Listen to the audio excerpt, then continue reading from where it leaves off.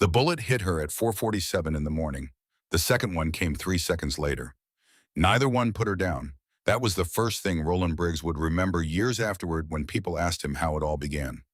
Not the firefight, not the mountain, not the cold that had settled into the valley like something ancient, impatient, pressing down from the Hindu Kush with the indifference of geology. He would remember the sound she made, which was nothing. No scream, no gasp, no sharp intake of breath that comes from people who have just been reminded violently that they are mortal.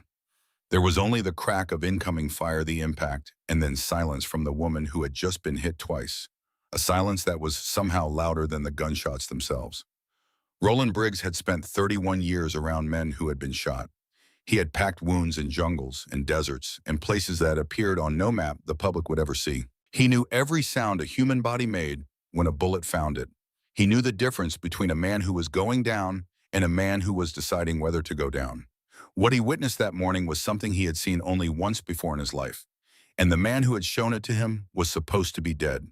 The mission had begun 6 hours earlier in the pre-dawn stillness of FOB Ridgeline. Forward Operating Base Ridgeline sat at 6,800 feet in the Kunar province of eastern Afghanistan, wedged between two ridgelines that channeled wind from the Hindu Kush like a cold blade held flat against the skin. October had arrived the way it always arrived in this part of the world, sudden and without negotiation, turning September's dust into frost by midnight and back into dust by noon. The base was small, 26 people total. Half of them Delta Force operators under Captain Marcus Vane. The rest were support personnel, communications, logistics, intelligence. And one Navy corpsman who had been added to the manifest at the last minute by an order originating 3 levels above Vane's authority, accompanied by no explanation whatsoever. Her name was listed as Ward T. Petty Officer 2nd Class. Navy corpsman previously assigned to Naval Medical Center, Portsmouth. Her file was clean, standard. The kind of file that answered every surface question and revealed nothing beneath. Briggs had read it twice on the flight in, and a third time sitting in the briefing room watching her through the scratched plexiglass of the door. She was alone at a metal table working through her medical kit with methodical patience that took years to build. Not checking supplies the way a nervous person checks them, compulsively seeking reassurance in familiar objects. She was conducting an audit. Every item removed, examined, repositioned. Her hands moved with the rhythm of someone for whom this sequence was so deeply grooved that thinking about it would only introduce friction. She was 26 years old, 5 feet 4 inches, 118 pounds in full kit. Dark brown hair pulled back from a face that was younger than its eyes. Those eyes were the problem. Eyes at 26 move. They search for social cues. They register uncertainty and negotiate constantly with an unpredictable world. They carry the readable texture of youth. Hers were still, not vacant, not cold, still the way deep water is still without effort as a natural condition, still the way only a very small number of people ever become still, through a specific kind of experience accumulated over a specific kind of time. Roland Briggs had spent 31 years earning eyes like that. He wanted to know how she had gotten hers at 26. Captain Marcus Vane was 48 years old, built for a singular purpose he had never deviated from, with an operational record that existed in classified files rather than public commendations. He found Briggs in the equipment room 20 minutes before the briefing and arrived at the point the way he arrived at every point. "Tell me why there's a corpsman on this manifest." Briggs set down the bag he was inventorying. "Same reason you are. Someone made a decision." "I made calls. Nobody's explaining it." The set of Vane's jaw communicated controlled frustration more precisely than his words. "This is direct action. We go in fast, pull Forsyth out, and leave. I need shooters. I don't need a field medic slowing my egress.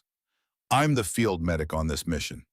You're a SEAL veteran who spent 22 years keeping operators alive in combat. That's different." Vane paused. "She's a corpsman from Portsmouth."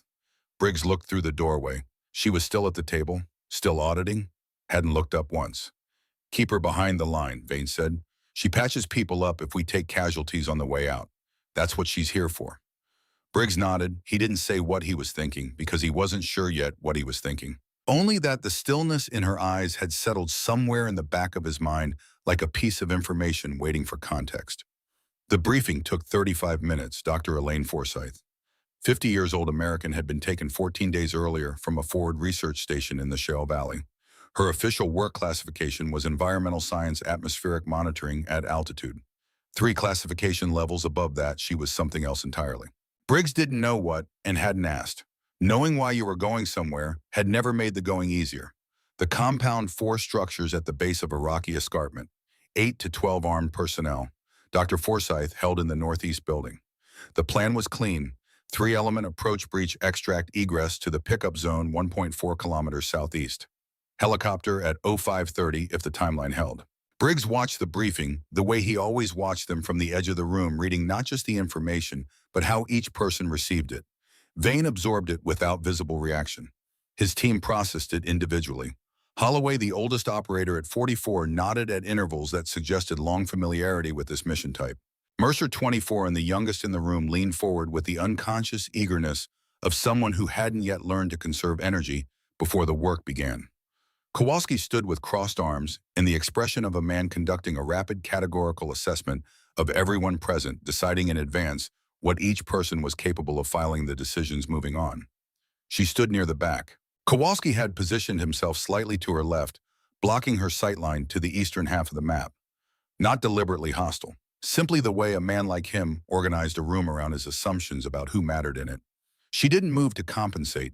She stood where she was, and Briggs watched her eyes make small, continuous adjustments, reading what she could see, reconstructing what she couldn't from the topographical logic available to her.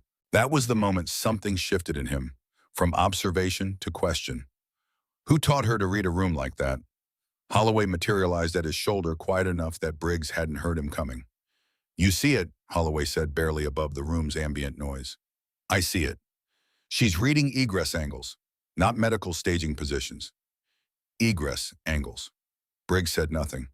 19 years, Holloway said. Medics don't do that. The briefing ended. People moved to their equipment. Briggs carried the question to the pre-dawn equipment check where it acquired its first concrete evidence. The Barrett M82A1 was in its transport case near the south wall of the armory, and Green, the team's designated marksman, was pulling it out with the careful attention the weapon demanded. 30 pounds of precision engineering, 50B, MG, a round that communicated a specific and unambiguous message at distances most shooters never attempted. She was passing through the armory when Green began mounting the bipod. She stopped. A fractional pause. Her eyes moved to the weapon the way eyes move towards something recognized from a long distance, something that has been out of sight but never fully out of mind. Her right hand came up from her side to approximately the height of the Barrett's receiver. Her index finger moved one small involuntary contraction, the muscle memory of a specific grip and a specific weight, and then her hand dropped, and she walked on without looking back. Briggs stood in the doorway. He had seen that gesture before. Not the gesture itself, but the origin of it, the way the body surfaces, what the mind is managing not to acknowledge, the way training lives below the threshold of conscious control and emerges in unguarded moments. She was holding something in reserve. The question had an outline now. He wasn't ready to name it, but the outline was there, precise and increasingly difficult to look away from. 3 hours before launch, the situation that should have been a serious problem and would have been for everyone was sitting unreported in plain sight. Specialist Cody Mercer was 24 years old and built with the physical solidity of someone from good farming stock somewhere in the interior of the country. He mentioned the headache the way young soldiers mention headaches, briefly dismissively, in the tone of someone establishing that they are not the kind of person who is stopped by minor inconvenience. Kowalski heard it, told him Motrin and sleep, reasonable advice given the available information. She was 12 feet away, loading supplies, and something changed in her hands when she heard it, a fractional pause, the kind that happens when attention reroutes itself before the conscious mind finishes processing.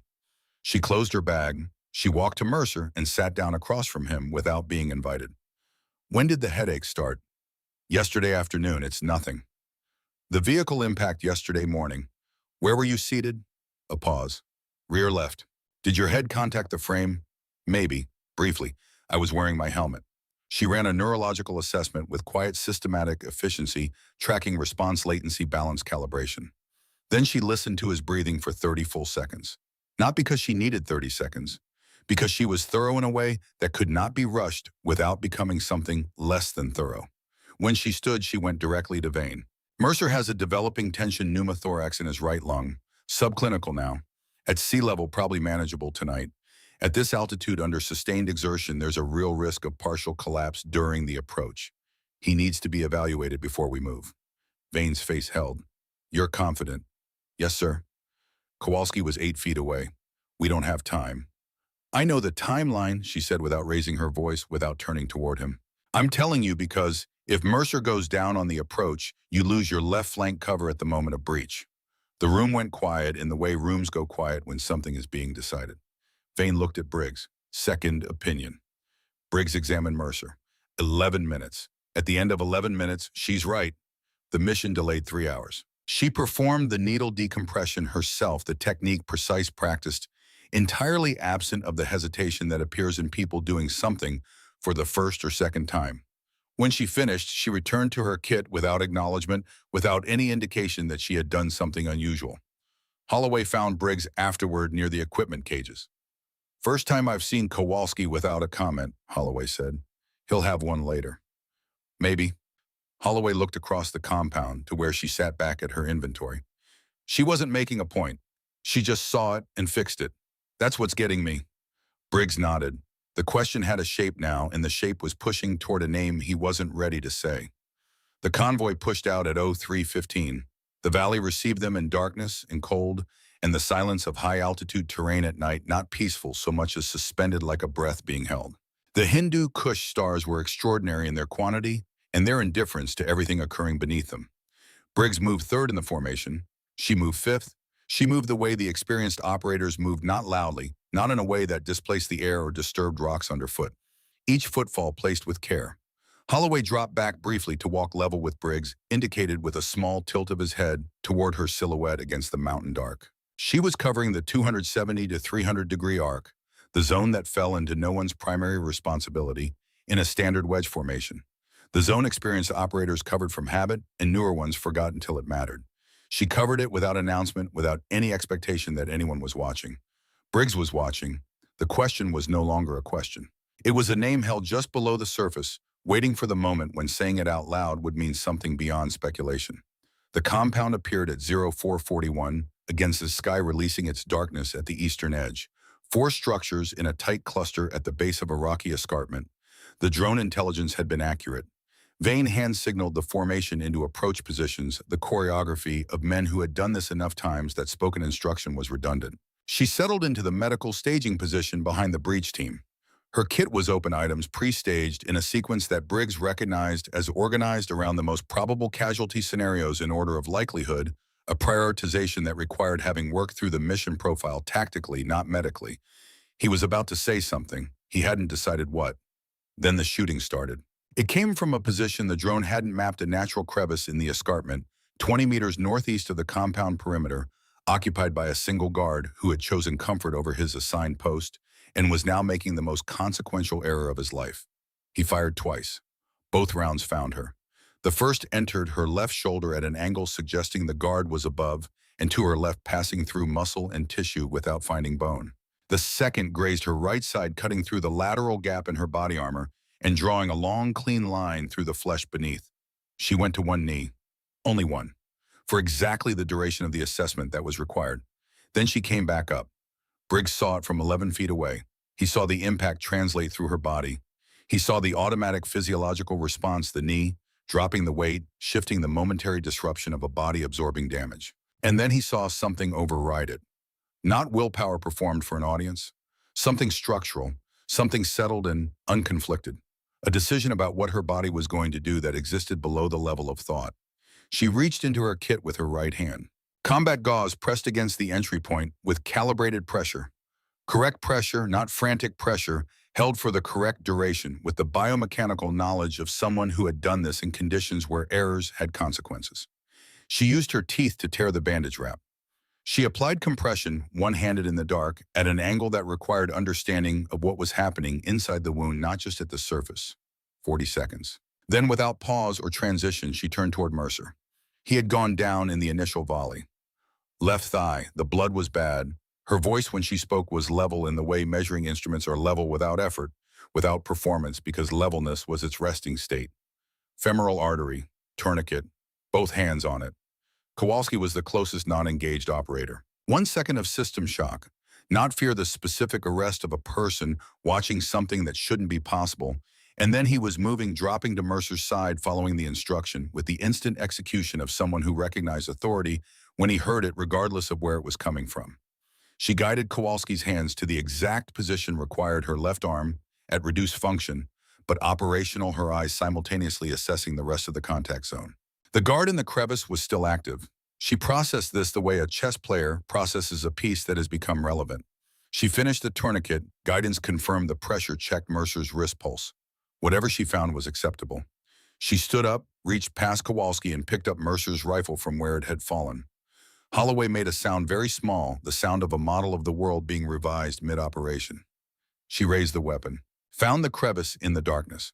Her breathing shifted into a pattern Briggs recognized in the first second, not the 4-count box breathing taught in military respiratory courses, but something with a longer exhale, a particular pause at the bottom of the breath cycle when the body is at its most still. He had seen that specific pattern twice in his professional life. 3 seconds of absolute stillness. One shot, the crevice went quiet, the contact zone went quiet. For a long moment, no one spoke. The cold moved down from the mountain and across the compound and continued on its way without interest in what had just happened, and 6 men stood in various states of arrested motion, processing an event for which none of them had an immediate category.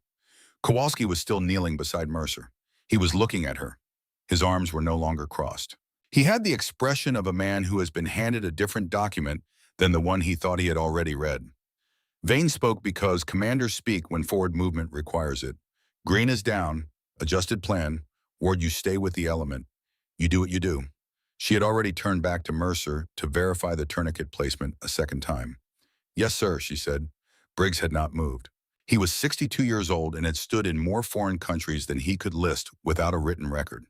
He had built his entire career on the ability to see people accurately, to read what was real versus performed, what was trained versus innate, what a person had been taught versus what a person had become. He was looking at her. And the name that had been waiting below the surface since the armory, since the briefing room, since the first time he had seen her eyes, that name was no longer speculation. He didn't say it out loud. Not yet. Names like that had weight and history and consequence.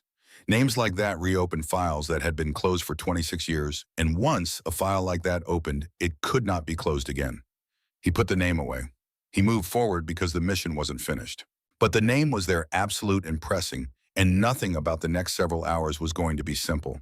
Ahead of him, Tessa Ward moved through the dark with a packed shoulder wound and completely steady hands toward a stone compound where a woman named Forsyth was waiting to be found. The breach took 4 minutes. Clean, fast, organized in the way that operators with hundreds of collective hours in similar structures organize themselves without wasted motion, without uncertainty about who went where and when.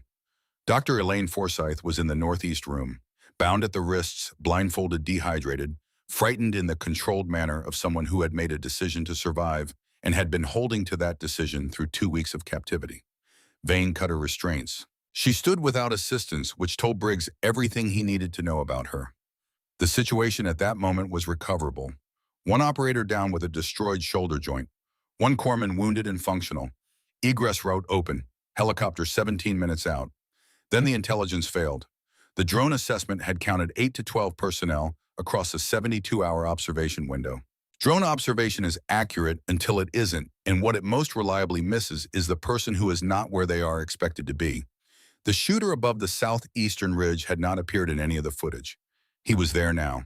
His first round passed close enough to Vane's ear that Vane heard the air displaced. Everyone went flat. The shooter was elevated behind a natural stone shelf at approximately 820 meters, in a position that covered the entire pickup zone and everything between it and the compound. No one could reach him before the helicopter arrived. Vane looked at Green propped against the interior wall, right arm destroyed. Can you work it? Negative, flat informational. Shoulders done, can't acquire. Vane looked at the Barrett lying on the ground. Then he looked across the courtyard at her. She was 20 feet away, rechecking Mercer's tourniquet, her left arm at reduced function, the shoulder wounds seeping at the bandage edges. She hadn't asked for anything since the initial contact. She had been in continuous motion doing what needed to be done, leaving everything else to the people whose job everything else was. He crossed the courtyard in 8 steps, knelt beside her. When he spoke, his voice carried the register of a commander presenting options rather than issuing orders. Green is down. We have a shooter at 820 elevated, are covering our egress. 16 minutes before the helicopter arrives. He paused. Can you work the Barrett? She didn't answer immediately. She finished the tourniquet check, assessed Mercer's color and alertness with a sweep that took 2 seconds and gathered more than most people could gather in 2 minutes. Then she looked at Vane. Yes, sir.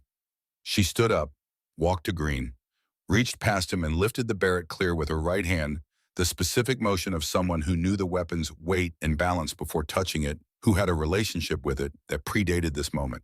She moved to the northern edge of the outer wall and lowered herself to the ground. The bipod locked into position. The scope aligned. She adjusted the eye relief by feel by the specific relationship between her face and this equipment that existed in the part of the nervous system that doesn't forget. Briggs moved to a position 7 feet back and to her right. He was not there to help. He was there to watch. She found the shooter's position. 820 meters. Altitude. Pre-dawn low light. A weapon zeroed by a different shooter in a different shooting position, requiring compensation that had to be calculated rather than assumed. The margin for error at that distance was measured in fractions of degrees. She breathed. That specific pattern, the longer exhale, the pause at the bottom, the silence in the body before the shot. He had seen this twice. The second time was now. She fired. The round struck the stone shelf 6 inches left of the shooter's position. Dust and fragments scattered across the cover. She had already begun the reload sequence. She chambered the next round, adjusted the scope, a small deliberate correction made without urgency, and fired again. The elevated position went still. 820 meters. One correction, one hit, left shoulder compromised, borrowed 0. Pre-dawn.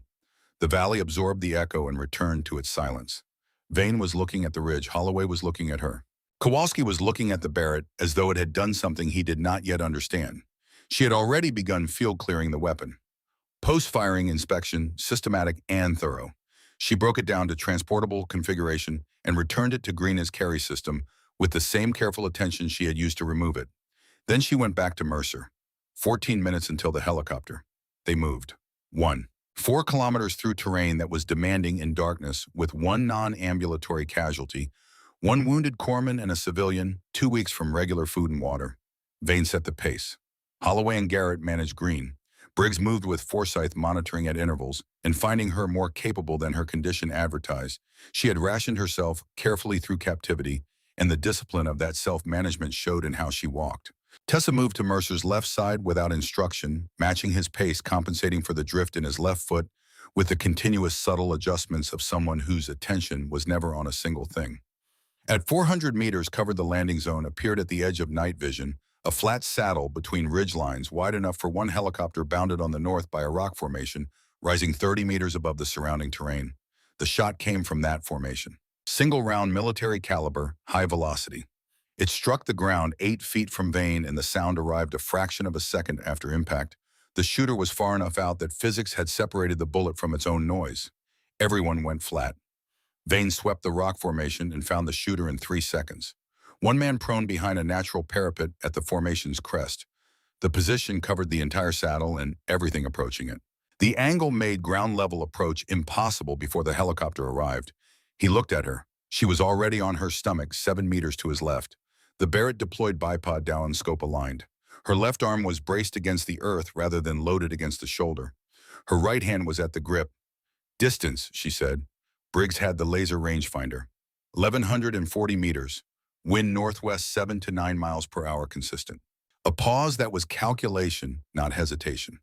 She was running the ballistics bullet drop at 1,140 meters wind drift on that flight path. Elevation correction for the firing angle, the additional compensation required because she was not the person who had zeroed this weapon.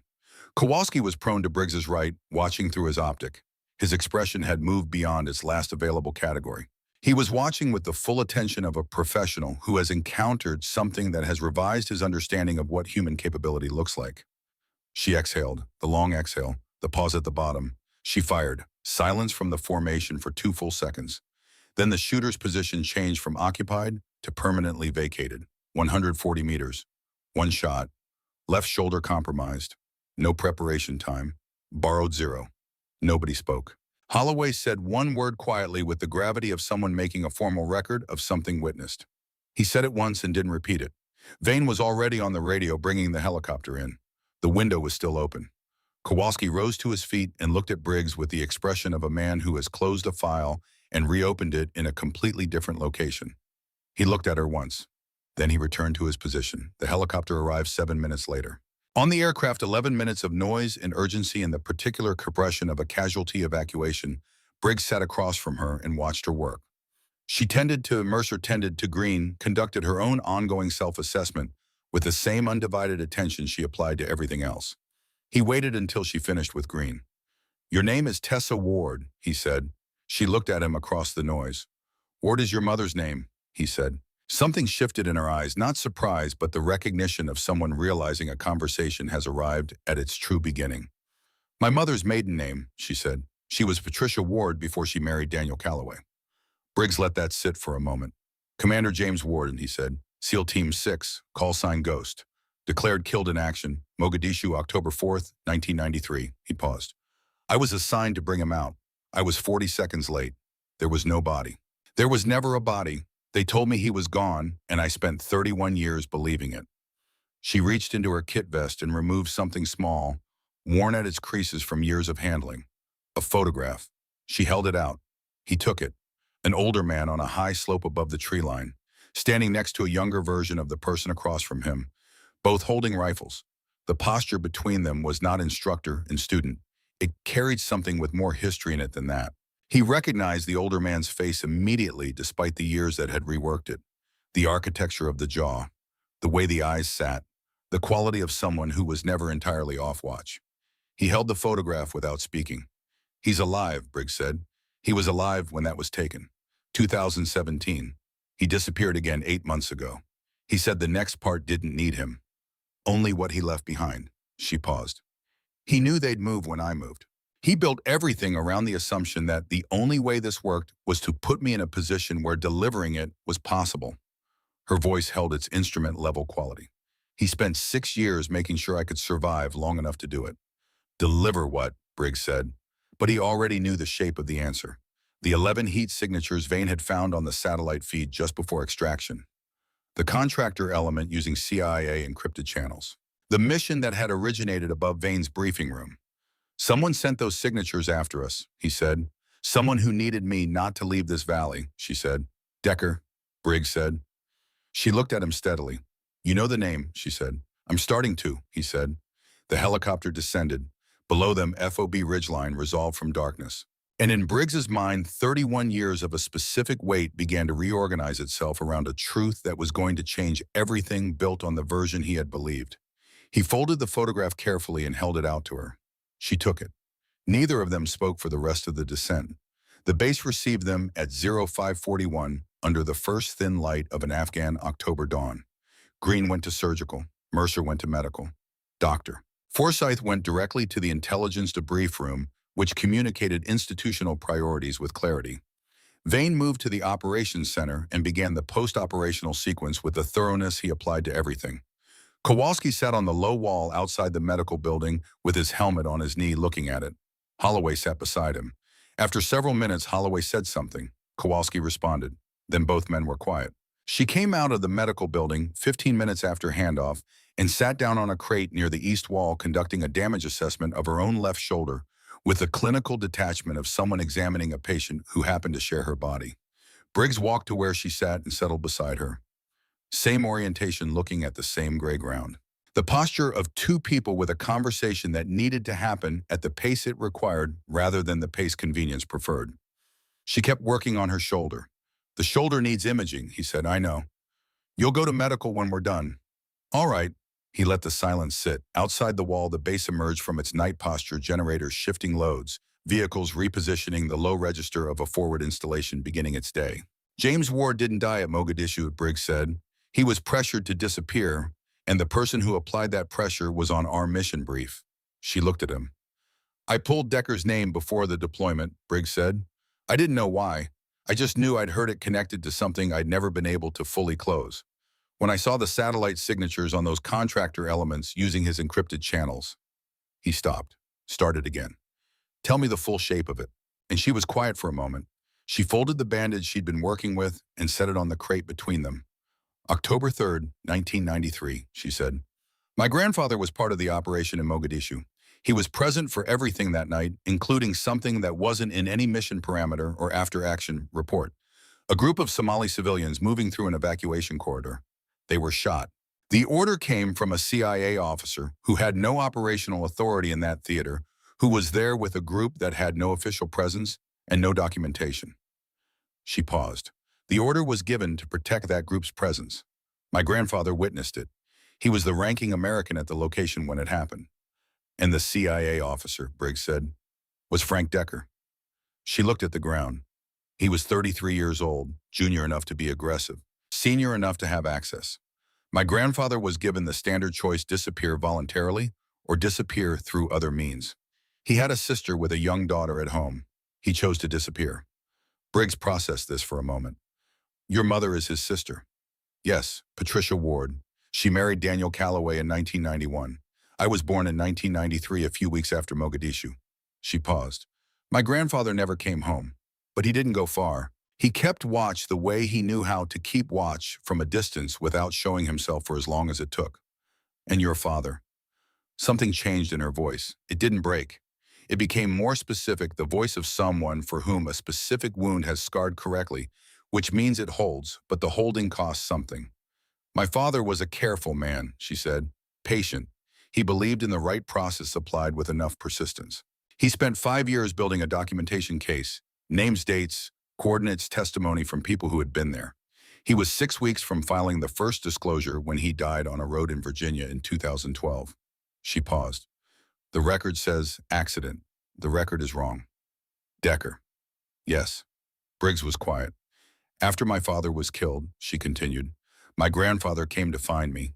I was 19. I didn't know he existed.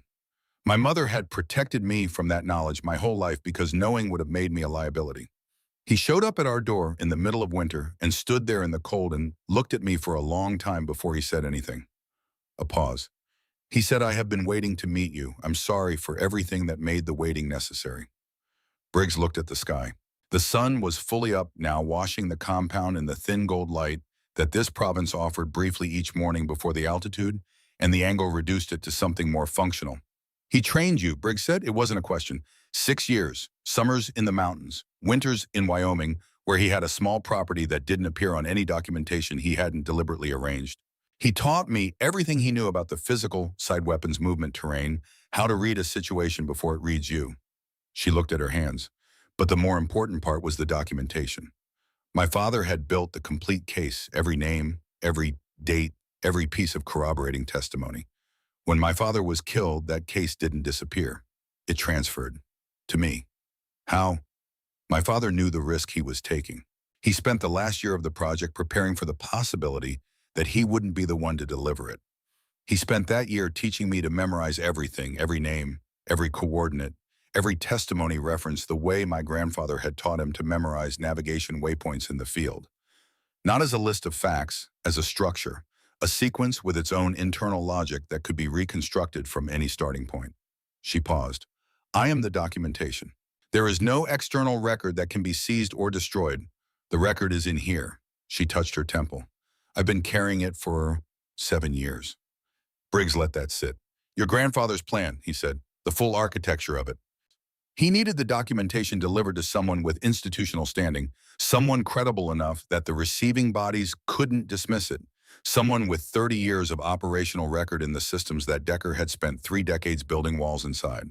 She looked at Briggs directly, and someone he trusted completely, someone who could not be bought or pressured, who had never given Decker any leverage, someone who had been carrying the weight of my grandfather's supposed death for 31 years and would therefore not stop no matter what was required. He could have contacted me directly, Briggs said. He said you would have come looking for him immediately. He said you would have put yourself between him and Decker before the evidence was positioned properly, and Decker would have used that to bury everything. She held his gaze. He said you were the most loyal person he had ever served with, and that your loyalty had to be protected from itself until the right moment. Briggs sat with that for a long time. The loyalty of it.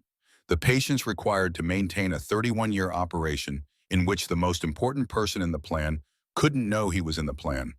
The ruthlessness of caring enough about someone to keep the truth from them until the truth could do what it needed to do. He almost said several things. He said, stubborn son of a gun. She said, he told me you'd say that. He looked at her. She was watching him with those eyes that were too accomplished for 26 years, and he understood now where she had gotten them. Not from any single person, from a lineage from a grandfather who had chosen patience over presence, from a father who had chosen truth over safety, from a mother who had chosen protection over disclosure. She was the sum of all of them, shaped by their losses and their purposes, into something that was more than any one of them had been. She was exactly what Ghost had built. A burst of radio traffic from the operations center cut across the base frequency, sharp and urgent, and both of them returned to the present tense of the morning with the instant physical reorientation of people for whom a radio on an operational channel is never background noise. Vane's voice clipped and direct. Briggs, Ward, Operations Center, now. The Operations Center was running at a tempo that pressed against the available processing capacity of everyone inside it. On the primary screen, a satellite image of the terrain between the compound and FOB ridgeline. The terrain they had crossed 2 hours ago, now readable in the full light of morning. 11 heat signatures moving through it, moving toward them. Identified as private contractor element, Vane said with the particular quality of controlled urgency. Non-standard communication channels. CIA-level encrypted satellite protocol. He paused. Someone sent them.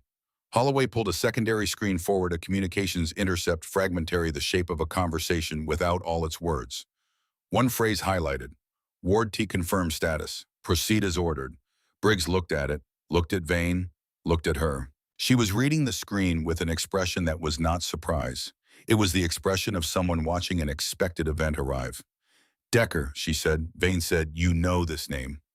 He's the reason for all of this. He's the reason my father is dead. He's the reason this mission was constructed the way it was constructed. She looked at Vane directly.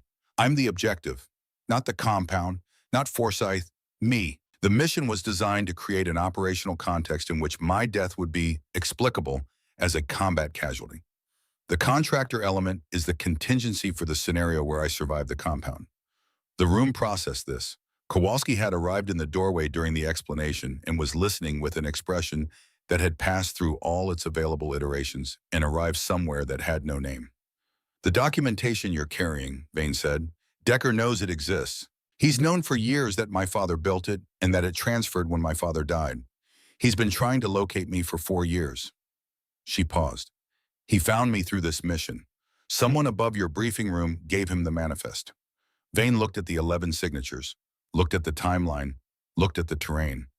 Before we address the defensive situation, he said, is there anything in your documentation that needs to leave this base before contact? She looked at him steadily. Yes. Tell me what you need. Your communications specialist in 20 minutes. Vane looked at Ashford, the communications specialist at the primary terminal. Ashford nodded. 20 minutes, Vane said. Then we prepare the position. She sat at the primary terminal.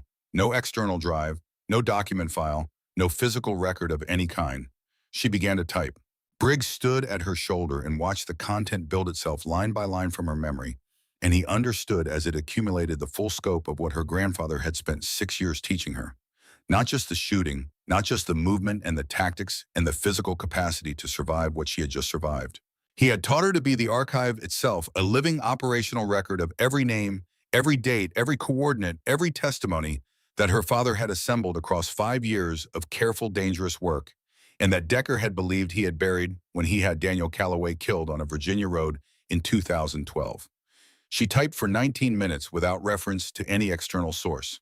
When she finished, she looked at Ashford. 3 channels: Senate Intelligence Committee Secure Server, Senate Armed Services Committee Secure Server. And this address. She wrote a name and a Proton Mail address on a notepad. He's been covering classified accountability for 20 years. His source protection record is documented. His lawyer has standing instructions. Ashford looked at the transmission volume, looked at the committee names, looked at the address on the pad. He started to say something. Send it, she said. He sent it. 4 minutes later, 3 green confirmation indicators on the screen. 3 channels received. She sat with it for a moment. The quality of a person who has been moving toward a single point for a very long time and has arrived there and is learning what arrival feels like from the inside. She stood up.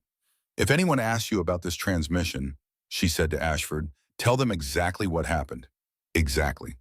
Nothing softened, nothing elaborated. He nodded. She walked back out into the morning cold. Briggs fell in beside her. 26 minutes, he said. I know, she said. They went to their positions. Vane reconfigured the base in 11 minutes. Personnel not part of the defensive element moved to the hardened communication structure at the compound's center. Mercer Ambulatoriate at reduced capacity made his position clear to Vane with a look that didn't invite disagreement, and Vane accepted it and assigned him the gap between the gate and the medical building, a gap that would otherwise have been the most exploitable angle in the defense. She came to Briggs with 3 specific recommendations stated concisely and, without preamble, cover the northeast personnel gate, which the approaching element's most probable axis of advance would use as its primary breach point. Establish observation at the water tower on the compound's south side for the only available elevation advantage inside the perimeter. Disable the generator powering the eastern floodlights, which were currently illuminating the interior while doing nothing for visibility outside the walls. Vane listened, looked at the map, implemented all 3. Kowalski was assigned the water tower. He looked at the assignment for half a second, looked at her, went to the water tower without comment, not the silence of resentment, but the silence of a man who has updated a file and is operating from the updated version.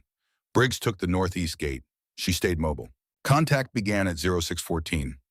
First to sound the footfall pattern of a disciplined element moving at pace across rocky terrain, differentiated from ambient noise by ears that had spent careers learning to make that specific distinction. Then the crack and thump of a breach charge on the northeast gate. The gate held 4 seconds before it gave. What came through was organized and professional in the way private contractor elements with military pedigrees are professional.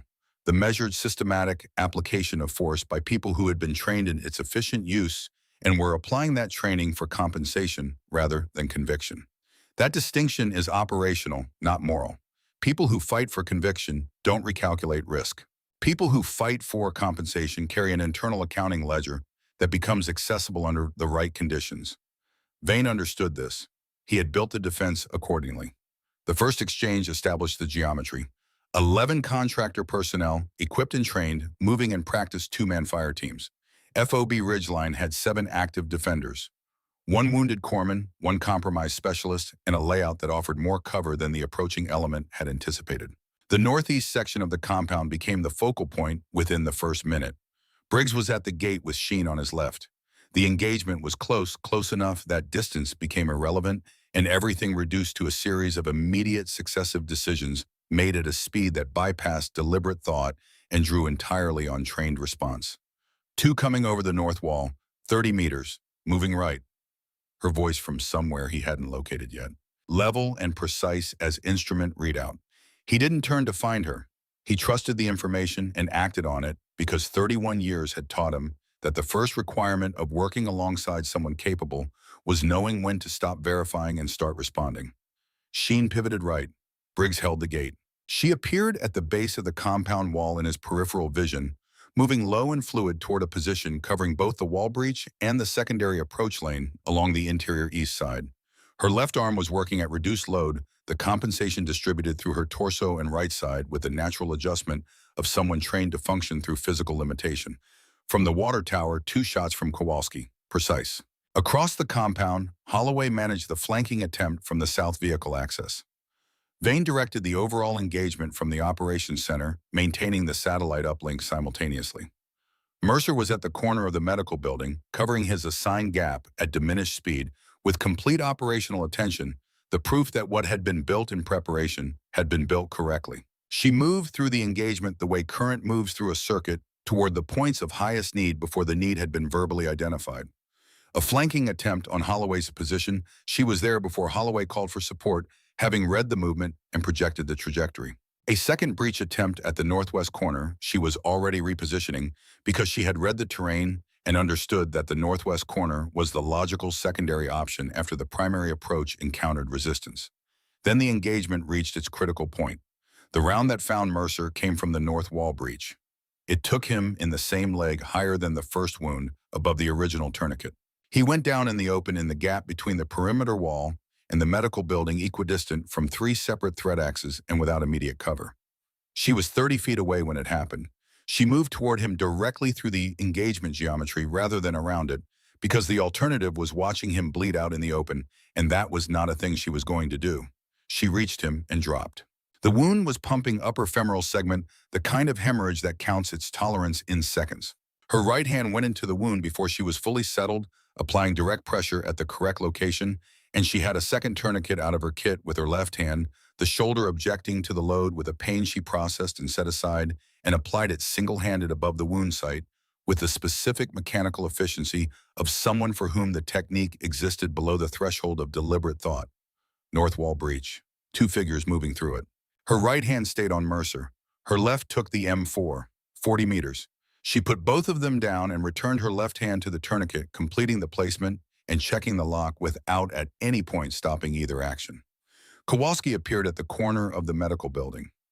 He had been behind her. He was in front of her now, covering the breach point. He had read the geometry and compensated without being told. She looked at Mercer's face. Bad color, but holding. Eyes open. You are not going to die in this courtyard. Not reassurance. Assessment. The voice of someone who meant exactly what they said and had never meant anything different. He believed her. It was visible. She maintained pressure for 90 seconds, completed the wound management, satisfied herself about his stability, and returned to the engagement. Kowalski watched her stand. He said nothing. He turned back to the breach. But his bearing had shifted in some way that Briggs could see even from a distance, releasing a slight settling as though something that had been held since the briefing room had finally been set down. The engagement lasted 14 minutes. At its end, 3 contractor personnel had been incapacitated from the water tower. 2 more had gone down at the northeast gate. The remaining 6 had pulled back to a holding position outside the perimeter, not retreating, not advancing, reassessing. That reassessment was interrupted by the arrival of Colonel Frank Decker. His vehicle stopped outside the primary access gate. A single transmission on the contractor channel. 3 words. The remaining 6 personnel went to full stop. Vane received the transmission simultaneously. He looked at Briggs, looked at her. She was standing in the center of the compound, left arm against her side right hand at her weapon. Her face held something Briggs had not seen on it before. Not anger, not fear, but the quality of someone who has been walking toward a specific point for a very long time and has covered the final distance. He's requesting a dialogue, Vane said. He's requesting a surrender, she said. Let him think that's what this is. Vane looked at her for a long moment. Then he keyed his radio and told the gate to stand by. Decker was 61 years old and carried his years the way men carry decades spent in authority, with the particular uprightness of someone who has been treated as correct for long enough that the posture has become structural. He walked through the primary gate with 2 of his personnel flanking and the remaining 4 holding externally, and he moved through the compound the way he moved through every space he entered, as though it had been arranged for him. Briggs had not seen him in 6 years. He looked the same. Older but recognizably the same man from the briefing rooms and the operational reviews in the memorial services. The quiet, consequential conversations in which other people's fates were discussed by men with the authority to discuss them. The man who had stood beside Briggs at James Ward's memorial service 31 years ago and wept with what appeared to be genuine grief. The man Briggs had stood next to in the cold and the silence of the rifle volley and believed was carrying the same loss. He had been wrong. He had been wrong for 31 years. He held the full weight of that now in the compound in the morning light, watching Decker's eyes cross the space and find her. What crossed Decker's face when he found her, Briggs had expected many things. Triumph, satisfaction, the expression of a man completing an operation he had been running for years. What he saw was different. It was the face of a man who has been maintaining a specific architecture for 31 years and is standing in the presence of its ending. Not relief, the opposite of relief, in the direction of exhaustion rather than release. The face of a man discovering that what he had been carrying had never been as light as he had managed to make it feel. He had looked at Briggs' face across briefing tables and memorial services and institutional hallways for 3 decades, and in Briggs' face he had been reading the full cost of the order he had given on a road in Mogadishu in 1993. The cost had never gone away. It had accumulated year by year in the unchanged grief of a man who believed his failure had caused a death that had in fact been engineered. Briggs had been Decker's accounting ledger for 31 years without knowing it. He filed this, locked the file. What came next required everything. You're James Ward's girl, Decker said. I'm Patricia Ward's daughter, she said. A pause. Your grandfather was the most capable operator I encountered in 30 years of this work. That's not sentiment, it's an accurate, professional assessment. He held her gaze. It's why it had to be done the way it was done. My father spent 5 years building the documentation, she said. You know what it contains? I know what it contains. Then you know there are 4 names besides yours. 2 of them are currently in positions with operational authority. Yes. And you know the documentation is complete enough to support prosecution of all 5. Decker was quiet in the way of a man watching a structure he spent 31 years maintaining become no longer structurally viable. Who has it? He said. It left this base 90 minutes ago. 3 separate channels. 2 Senate committees and a journalist with a 20-year record of source protection and standing legal instructions. She paused. It's done. The only remaining question is what happens to the people named in it. Briggs watched Decker process this. He had seen men process the end of things in many ways, with denial, with the kind of cold violence that believes action can reverse what has already occurred, with the particular danger of people who have decided that if they cannot preserve what they built, they can at minimum damage what replaces it. What he saw on Decker's face was something different and something he had not expected. Not the calculation of a man assessing remaining options, the particular quality of a man who has been exhausted by a long effort and has encountered at the end of it the moment when the effort stops being necessary. Not peace. Something that had been waiting behind the effort for 31 years and was now finally allowed to be present. Decker looked at his 2 flanking personnel. He said 2 words. They lowered their weapons. He held out his hands. Vane came forward with the restraints, and the thing that had taken 31 years to arrive completed itself in the time it took to close a zip tie. Vane handled the post-operational sequence with the thoroughness he applied to everything. Communications went out on the proper channels. The chain of custody documentation was assembled correctly. A helicopter from higher command was inbound with personnel to take the next layer of the problem off his hands. Briggs went to the medical bay. Mercer was on a cot, leg elevated, color better than it had been 2 hours ago, managing pain without enough medication to eliminate it by choice because being alert mattered more than being comfortable. How bad is the leg? Briggs said. I'll walk out of here. Eventually. He looked at the ceiling. She found the chest injury before we left. If she hadn't, he stopped, started again. 4 years, 4 countries. I know what good looks like. What she does, that's not what that is. No, Briggs said, it's not. Who is she? Briggs considered how to answer that truthfully without giving what wasn't his to give. She's exactly what this situation needed, he said. Mercer was young enough that this landed as wisdom rather than deflection. He looked back at the ceiling, and whatever he was working through, he worked through it quietly. She found Briggs outside the medical bay an hour later. The base had reached post-operational equilibrium, not quiet, but carrying the functional texture of activity that follows a crisis. People processing what had happened while attending to what still needed doing. Decker and the contractor element were secured. Transmission confirmations verified. Higher command inbound. She sat down beside him, and for a while neither of them spoke. The transmissions confirmed, she said eventually. All 3 channels. I know. It's done. The 2 words carried something quieter and more interior than triumph. The quality of arriving at a destination that has defined the approach for so long that arrival itself needs a moment to be absorbed. Your father would have, Briggs started. I know what he would have, she said gently. The gentleness of someone who has had every version of this conversation internally and doesn't need to have it aloud again. He stopped. He was good, she said after a moment. Patient, careful. He believed that the right process applied with enough persistence would produce the right outcome. She looked at her hands. He was right about everything, and it cost him everything, and I spent 4 years learning to hold both of those facts simultaneously without one canceling the other. Briggs said nothing. Some things don't need a response. They need a witness. My grandfather told me, she continued, that the hardest part wouldn't be the physical training. He said the hardest part would be learning what to do with what you feel about what the work requires. He said that's what breaks most people. Not the physical part, the part where you understand what it was and you do it anyway. He was right, Briggs said. He was usually right. A pause. It was genuinely annoying. He laughed. Brief arrived from somewhere he hadn't expected it and carrying no residue of the weight he had been carrying for 31 years. Clean laughter, the kind that only comes when something that has been compressed for a long time is finally released. She looked at him when he laughed. He looked at her. She was James Ward's granddaughter. She was Patricia Ward's daughter. She was the sum of Daniel Calloway's patient courage and Ghost Ward's disciplined waiting and 31 years of architecture built by a man who understood that the only operations that couldn't be compromised were the ones in which no one knew the full picture until the final phase. She was 26 years old, and she had steady hands and still eyes, and a mind that ran tactical analysis and medical assessment simultaneously at a speed that most people never reached in either direction alone. She was exactly what Ghost had said she was, in the single marked page of the final book, in the single word written in pencil so faint it was almost invisible. She was Tessa. A vehicle pulled through the main gate. Higher command had arrived early.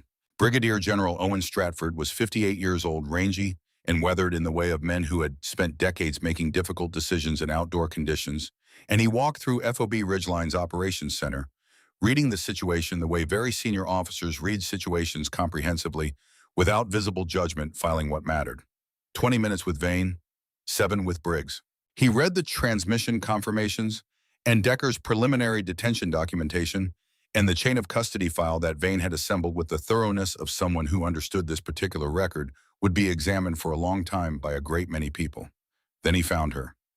She was in the medical bay for the surgical referral evaluation, and she stood when he entered. He told her to sit, and she sat. He read for 2 minutes. Closed the folder. Corseman Ward. Sir, I have a complete operational report from Captain Vane. Supplementary observations from Chief Briggs. A medical record indicating you conducted continuous combat operations for approximately 9 hours with 2 penetrating injuries. He paused. And transmission confirmations on a data set that will require a significant portion of the Senate Intelligence Committee's attention for the foreseeable future. She said nothing. I knew your grandfather's reputation, Stratford said. Not personally, I was too junior at the time, and he was too classified. But his name was one of those names, the ones that come up when people who know things try to explain to people who don't what a very specific kind of excellence looks like. He paused. I understand now how that name has persisted. He stood. He brought his right hand up. The salute was not general to petty officer. It was one professional to another, across all the distances of rank and generation in the language the military uses when words are not adequate. She came to attention and returned it. He held it for 2 seconds. Then he lowered his hand and turned toward the door. He stopped at the threshold. The curriculum you build, he said without turning back, make sure it reaches the people who need it most, not just the people who already know they need it. The system routes resources toward the already capable. That's not where the leverage is. He walked out. She sat down. She looked at her hands. Steady, both of them. Kowalski found her 20 minutes later in the corridor outside the medical bay. He was not in his operational posture. He was carrying his helmet and standing the way men stand when they have decided to do something that does not come naturally to them and have decided to do it anyway because it is correct. At the briefing, he said, at the equipment check, on the approach. He held her gaze. I made a judgment before I had the information. Then I held the judgment after the information started coming in. That's not how I was trained to operate. He didn't look away. I'm sorry. She was quiet for a moment. You covered Mercer's tourniquet when I needed 2 hands elsewhere, she said. You didn't hesitate, and you didn't ask for an explanation. That's what mattered. He looked like he wanted to dispute the adequacy of that as resolution. She didn't give him the opening. Cover the north position better on the next one. There were 2 seconds where you were tracking the wrong angle. He stared at her. Yes, ma'am, he said. He meant it without reservation. He walked back to his position. Briggs watched him go. He'll be different after this, she said. Most people are, Briggs said. 6 months later, Camp Pendleton on the California coast was doing what it did in April, reminding anyone who had forgotten that it knew how to be beautiful when it chose to. The hills above the base were green from the late rains, and the Pacific showed at the western horizon as a strip of hard blue, and the air at 700 carried the quality of a beginning. There were 18 of them in the room. Navy corpsmen and Army combat medics, ages 22 to 31, from 7 different units and 4 branches of service. Selected through a process that Vane had helped design and Stratford had helped resource, and that had taken 6 months to construct from the operational report filed at FOB Ridgeline the previous October. The board at the front of the room read Integrated Combat Medicine Cohort 1. Tessa Ward stood at the front in her working uniform, left shoulder fully recovered and carrying its complete range of motion again after the surgery and the physical therapy and the discipline of letting a body heal at the pace it required rather than the pace she wanted it to. She had gained back the weight she had lost. The hollows under her eyes had filled. She looked like someone who had passed through something significant and had come out intact, not unchanged, but intact, which is the better outcome. Mercer sat at the front right table, still on crutches a month from being clear of them, assigned to the training cohort at his own request and present because she had found the problem in his chest before it found him, and because that had made him an advocate in the specific way people who owe their lives become advocates, completely without reservation for the full extent of what that advocacy is worth. She looked at the 18 people in the room. She had prepared something, written it out, revised it, thought carefully about the right length and register. She set it aside.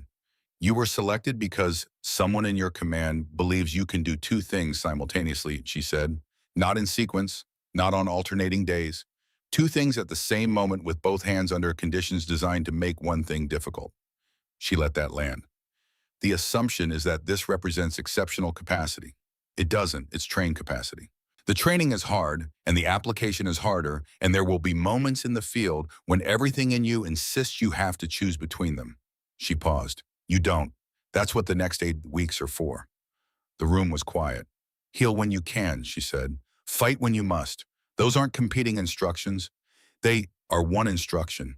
Understanding that takes time. That's why we're here. She looked at Mercer. He gave her a nod that was small, precise, and carried 32 separate things in it, none of which required articulation. She turned to the curriculum. That evening in the room she kept at base housing, she sat on the edge of the bed for a long time before making the call. Her mother answered on the second ring with the particular quality of someone who has spent years waiting for calls that might carry difficult news and has learned to answer quickly rather than let the waiting extend. It's me, Tessa said. I know it's you. The voice had the texture of someone who had been through enough to have become irrevocably herself. Are you all right? I'm all right. A pause that passed information between people who knew each other well enough for silence to carry weight. The first class started today, Tessa said. I know, Roland told me. Briggs had been calling her mother. She hadn't known that. Is that all right? She said. He was your grandfather's closest friend for 22 years. He can call anyone he chooses. A pause. He also has excellent phone manners. Your grandfather could have learned from him in that regard. Tessa smiled despite herself. Mom, she said. Yes. I broke the promise. She had said variations of this before, but she needed to say it again in the specific context of right now, 6 months past the event, with the full weight of what the breaking had cost and what it had accomplished, both present and accounted for. Her mother was quiet for a moment. Your father asked me to keep you away from all of it. He was right to ask, and I was right to want it. We were both right. He saw a pause. And your grandfather was right to prepare you anyway. He was right about what was coming, even when I couldn't see it coming myself. Another pause. 3 right people, 3 different answers. That's not a situation that permits a clean resolution, Tessa. It never was. I know. Your grandfather called me, her mother said. Her voice changed register, not softer but deeper. Carrying something that had been held a long time. 3 years ago. I don't know how he found the number. He called once, said 4 sentences, and I never heard from him again. A pause. He said, I know you're afraid. I know you're right to be afraid. But the girl she's becoming is more than what I made her. She comes from more than me. Tessa sat with that. Outside the window, the California dark was warm and clear, in the way April California dark can be, carrying the particular quality of a night that has nothing to prove. He was right about that too, her mother said. They talked for 20 minutes about the texture of ordinary life, her mother's work, the late rains, a book she was reading, Anaïs Beer's the specific quality of morning light lately, the world persisting in its ordinary way. Which it did, which it always did, which was finally the point. When they said goodnight, her mother said, come home when you can. I will. She put the phone down. She looked at the box on the shelf. Briggs had brought it 2 weeks earlier, carrying it with the specific care of someone transporting something fragile in a way unrelated to its physical composition. He had set it on her table and stood back from it and told her what it was in a few sentences that were exactly the sentences needed, leaving aside everything that was elaboration. 9 books. She had known about the books. Her grandfather had described them during the 4th year of her training one winter evening on a high slope in Wyoming, while the weather made outdoor work impossible. He had described them as the only communication he allowed himself, the only thread between himself and the world he had left, because the thread ran to one person, and even that thread he had constructed in a language only the 2 of them knew, so that if the books were ever found, the finding would be inconclusive. She opened the first one, The markings were faint. She had to tilt the page to catch the light at the right angle.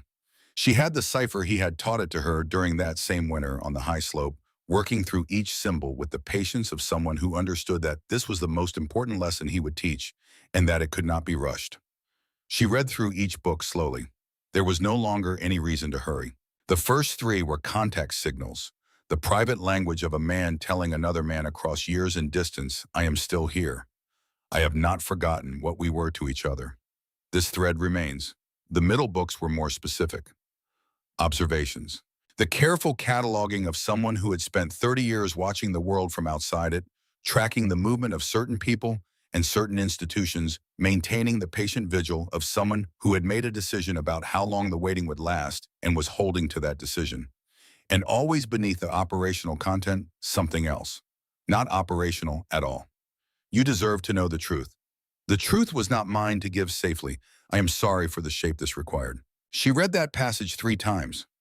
The 8th book contained what she had expected: the architecture, the threading of the needle that had taken a decade to thread, the arrangements for Briggs, the construction of the operational context that would bring them to the same compound, in the same province, in the same October. The discipline required to wait for all elements to align and the patience required not to force the alignment before it was ready. She read it with the recognition of someone reading a map of terrain already crossed. She had known he was deliberate.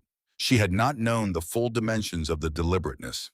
She had not known how many years it had taken to position each piece of what had been finally a single operation conducted across a decade by a man who could not show his face and who had never, not for a single day of those 10 years, stopped working. The 9th book, 1 page marked. She had known this was coming. Briggs had described it. She had carried the knowledge of it for 2 weeks and had not opened the 9th book until tonight, because she had understood, without being able to articulate why, that it needed to be opened at the right moment, rather than the convenient one. She tilted the page to the light. The word was almost invisible. Lead gray pencil on gray paper aged by years of handling and time. Surviving by the stubbornness of things that need to survive. Her name. Just her name. She sat with it for a long time. The room was quiet. The April dark was outside the window. Somewhere on the base, 18 people were beginning in their sleep to process what they had started learning today, that the most important thing was not choosing correctly between the options available, but refusing to accept that the choice was binary in the first place. Her grandfather had understood this. He had understood it about medicine and weapons and loyalty, and the kind of love that operates at distance in the dark without acknowledgement for as long as it takes. He had built her. And in building her, he had made himself legible in a way that no direct communication could have achieved, because the best evidence of what a person was, finally, is not what they said, but what they made. She closed the 9th book. She placed it back in the box with the others. She looked at her hands. 3 weeks after that evening, a combat medic at Fort Bragg attended a conference at which Mercer presented. She wrote in her evaluation form in the section, asking for the single most important concept from the session, a phrase she had heard Mercer use: drag them out alive. By June, it was on the wall of 3 training facilities in 2 states. Briggs saw it for the first time in a photograph Holloway sent from Fort Campbell, with no accompanying message, which was exactly the right amount of message for what the photograph conveyed. He printed it and put it on the shelf next to the box of 9 books. It seemed right that they should be together. The Senate Intelligence Committee opened its formal inquiry 6 weeks after the October transmission.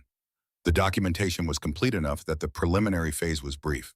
The 4 names beyond Decker's, 2 of them still carrying operational authority, were placed on administrative hold within the same week. Decker entered a plea agreement that included full cooperation and produced 7 additional names. 3 of them Briggs recognized. 1 of them he had trusted. The journalist published in January after the committees provided the limited clearance required to contextualize the classified elements. The piece named Decker and named the 4 and named what had happened in Mogadishu on the night of October 3, 1993, the order that should never have been given the civilians who had died because of it, the 31 years of institutional architecture constructed to ensure that the giving of that order would never be formally documented. It did not name Tessa Ward. It did not name James Ward. It did not mention Phoba Ridgeline or the Kunar province or what had occurred there in October. It didn't need to. Vane sent Briggs a text message the morning the piece published. 3 words. Briggs read it, set the phone down, and sat with what he felt for a while, because what he felt was not something with a simple name. He had spent 31 years carrying at a specific weight, and now that weight had been resolved, and the space where it had been was not empty, it was occupied by something he was still learning to recognize. He called Patricia Ward Calloway that afternoon. She had read the piece. She was quiet on the phone for a long time after they finished discussing what needed to be discussed. Then she said she had always known in the part of herself that her husband's death hadn't been able to reach, that the people responsible would eventually be accountable. Knowing that had been the thing that kept her from letting the weight of it collapse her. She asked how Briggs was. He told her the truth. He said he didn't know yet. She said that was the right answer. They talked for 30 minutes. He had good phone manners. She appreciated them. They agreed to talk again. On a Tuesday morning in May, Tessa Ward stood in front of her second cohort. 22 people, this time selected from 8 units. 4 of them women, the oldest, 41 years old, with 3 combat deployments and a Purple Heart, and the specific kind of attention in his eyes that belongs to people who have learned from direct experience that the difference between a good medic and an exceptional one is measured in lives. She was 26 years old, and she had steady hands and still eyes and a shoulder that had healed completely and did not ache even in the cold. The briefing for the next deployment was at 0800 the following morning. A different province, a different mission, set a different set of variables requiring a different application of the same fundamental understanding that the two things were not two things, that the hands that could heal and the hands that could protect were the same hands, and that the only question was whether the person attached to those hands had been trained to use them that way. She had been. She stood in front of the 22 people who were going to be. She thought of her grandfather on a high slope in Wyoming, working through each symbol of a cipher by the light of a lantern patient in the way of someone who had learned that the important things could not be rushed without becoming less than important. She thought of her father, careful and persistent, building a record that outlasted the effort to destroy it. She thought of her mother's voice on the phone in April, carrying the particular depth of someone who had been afraid for a long time and had arrived at last at the other side of the fear. She thought of Roland Briggs, 62 years old, carrying a weight for 31 years that had never been his to carry, and carrying it anyway because that was what loyalty looked like when it had nowhere constructive to go. She thought of one word in pencil on one page of one book, her name. Not a message exactly, not an instruction, simply an acknowledgement from a man who had given everything available to him to a long operation conducted in darkness, that she was the point of it, that she had always been the point of it, that the patience and the distance and the 31 years of careful, invisible work had been organized around a single simple fact that she existed, and that what existed in her was worth everything it had cost to protect. She turned to the board. She picked up the marker. She wrote 4 words: heal, fight, never choose. She looked at 22 people who were going to carry those words into places she would never see and apply them in situations she would never know about. And she understood that this was not a diminishment of what had been built here. This was the point. This was how something outlasts the person who built it. This was legacy, not the shots taken, not the names in the record, but the wisdom moving outward from its origin and becoming in its movement larger than its origin had been. She was 26 years old. She was Ghost Ward's granddaughter. She was Patricia Ward's daughter and Daniel Calloway's daughter, and the sum of everyone who had carried something forward in the dark so that she could stand in the light and pass it on. She was ready. She had always been ready. "Let's begin," she said, and they began.